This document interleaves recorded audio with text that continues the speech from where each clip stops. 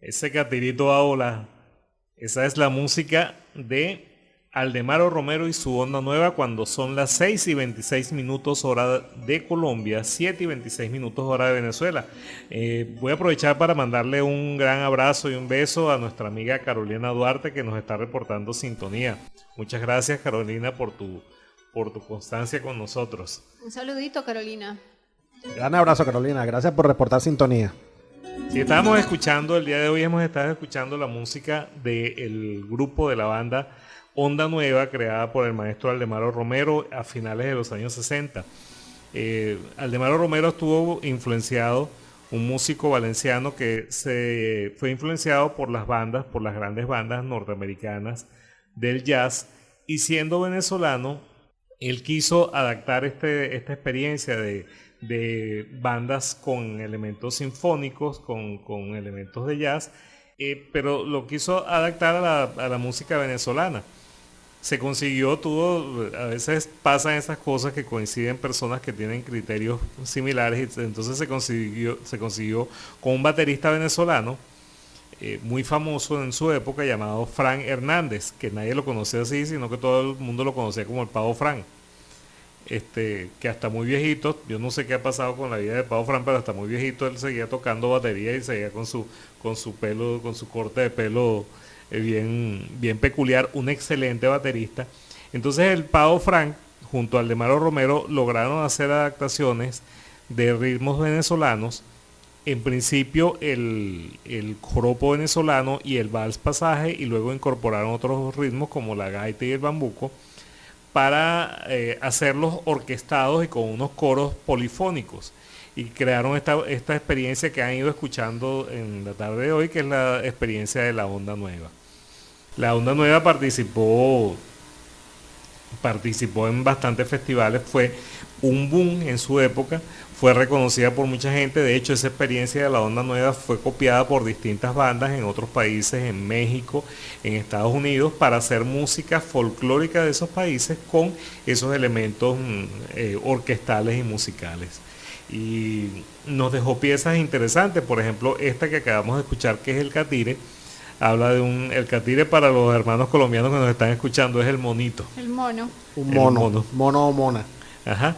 El catire, y que es esta experiencia que acabamos de escuchar. Escuchamos hace rato también la canción De Repente. De repente. Te seguía como un niño que se vuelve adolescente, o como quien se vuelve loco. Unas canciones que sus letras eran muy sencillas, pero que su elemento orquestal era lo que brillaba más, la música, el ritmo que se le incorporaba con esta toque inconfundible de la batería y estos coros polifónicos. Sí, bueno, Gerardo, Claudia, y también el maestro Romero tuvo una participación bastante importante en el exterior, ¿no? Específicamente en Inglaterra, donde tuvo protagonismo en muchas piezas que él produjo también.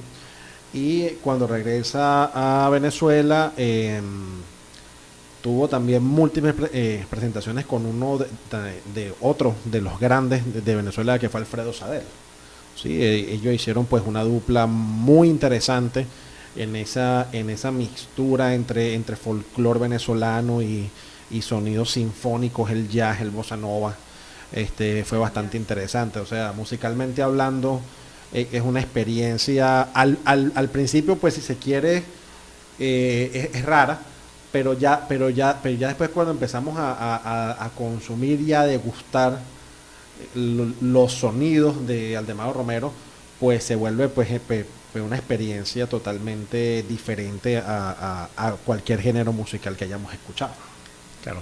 Hubo muchos artistas famosos venezolanos que interpretaron música de Aldemaro Romero, que tomaron esos arreglos musicales de Aldemaro Romero. Por ejemplo, Mirla Castellanos, María Teresa Chacín. Una de sus cantantes, una de las miembros de su grupo más famosos en esa época fue María Rivas, que después María Rivas se lanzó como solista, que era la que cantaba el manduco.